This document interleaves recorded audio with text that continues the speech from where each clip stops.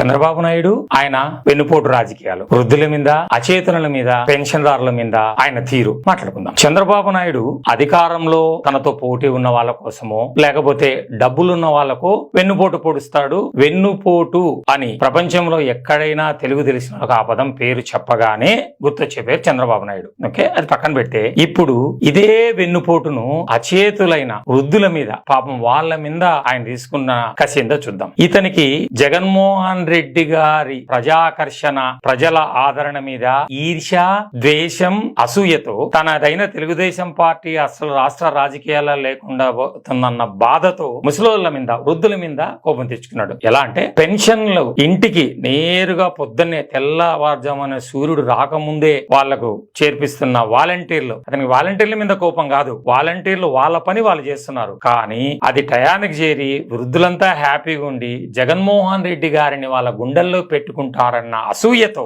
ఇతను తన సహచరులైన నిమ్మగడ్డ రమేష్ తనతో పాటు కలిసి పనిచేసి ఎలక్షన్ కమిషన్ అతన్ని పెట్టి సిటిజన్స్ ఫర్ డెమోక్రసీ అనే దానికి ఇంగ్లీష్ లో ఒక మంచి పేరు పెట్టి తనతో కోర్టులో కేసు ఇచ్చి ఎలక్షన్ కమిషన్ కి పెట్టి ఈ పెన్షన్ రాకుండా చేసి వృద్ధులను పాపం చూస్తే బాధేస్తుంది. వాళ్ళను ఈ రోజు ఇంత అన్యాయంగా వాళ్ళకు పోయి ఆ బ్యాంకుల దగ్గరికి పోయి లైన్లలో నిలబడుకొని ఆ బ్యాంకుల్లో వాళ్ళకు ఓసారి అవి ఎట్లా ఆపరేట్, పాత బాకీలు ఏమన్నా ఉంటే ఈ వేసిన డబ్బు దాని మీద ఇంట్రెస్ట్ తీసుకోవడము, లేకపోతే మినిమం బాలెన్స్, ఎన్ని కష్టాలు ఏమి లేకుండా గత 5 ఏళ్లుగా హ్యాపీగా సంతోషంగా ఎవరి మీద డిపెండ్ కాకుండా వృద్ధుల మీద నీ ప్రతాపము, నీ వెన్నుపోట్లు, నీ ఈర్ష్యాదేశం చూపిస్తున్నావు. ఖచ్చితంగా ఈ ఉసురుని కొట్టుకుంటారు చంద్రబాబు నాయుడు. ఒక సామాన్యుడిగా మాట్లాడుతున్నాను, వైఎస్ఆర్ కాంగ్రెస్ పార్టీ కార్యకర్త కాదు, ఒక మనిషిగా చెప్తున్నాను. ఇది నీకు ఖచ్చితంగా దొరుకుతుంది. ఇలాంటి ఎన్నో చేయకూడని తప్పులు చేసే నీ కొడుకు లోకేష్ ఎన్నికల్లో నిలబడిన, ప్రత్యక్ష ఎన్నికల్లో నిలబడిన మొట్టమొదటిసారిగా మంగళగిరిలో నువ్వు ఏదైతే అభూత కల్పన కల్పించుకొని సింగపూర్ చేస్తా,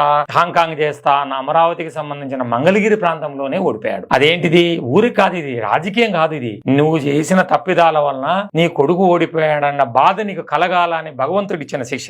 ఇది ఖచ్చితంగా నువ్వు అనుభవిస్తున్నావు. ప్రజలు గమనిస్తున్నారు. రాబోయే ఎన్నికల్లో, రేపు 2024 ఎన్నికల్లో వృద్ధుల ఉసురు మళ్ళా ఇంకోసారి కొట్టుకొని నీ పార్టీతో పాటు నీతో కలిసి పొత్తులు పెట్టుకున్న ఇతర పార్టీలు రాష్ట్ర రాజకీయాల్లో లేకుండా పోతాయి. అన్యాయం ఇది, నీ దిగజారుడుతనం. ఈ రోజు వృద్ధులు పడుతున్న ఈ ఎండల్లో వాళ్లకు పాపం ఇళ్లలో ఎన్ని వాళ్ళకుండే ఏజ్కుండే ప్రాబ్లమ్స్ తో పాటు వాళ్ళు ఎక్కడికక్కడ కొన్ని ఊర్లలో అసలు బ్యాంకులు ఉండవు, ఎక్కడ పోయి తెచ్చుకుంటారు డబ్బు వాళ్ళు. నీకు తెలీదా? జగన్మోహన్ రెడ్డి గారి మీద ఉన్న ఈర్ష్య, ద్వేషం, అసూయతో ఆయన ప్రజాకర్షణ తట్టుకోలేక నువ్వు ముసలోళ్ళ మీద కూడా ఇలా చేయడం అనేది ఖచ్చితంగా అనిపించబోతాను. నువ్వు రాజకీయాల్లో ఎంత అధమ స్థాయికి పోతావో నీకు ఆ బాధతోనే నీకు తెలిసి వస్తుంది. ఖచ్చితంగా రాబోయే కొన్ని రోజుల్లోనే ఈ పరిణామాలన్నిటికీ నువ్వు అర్థమైంది కదా నీకు. సింపుల్ ఒకటి గుర్తుపెట్టుకో, తెలంగాణలో నీ పార్టీ ఒకప్పుడు ఎట్లుంది, తెలంగాణలో నీ పార్టీ పరిస్థితి, ఎన్నికల్లో పోటీలు ఏం చేయని పరిస్థితికి వచ్చినావు. ఇదే అదొక ఉదాహరణ. ఇక్కడ రేపు 2024 ఎన్నికల్లో జరగబోయేది కూడా ఈ పెన్షన్దారుల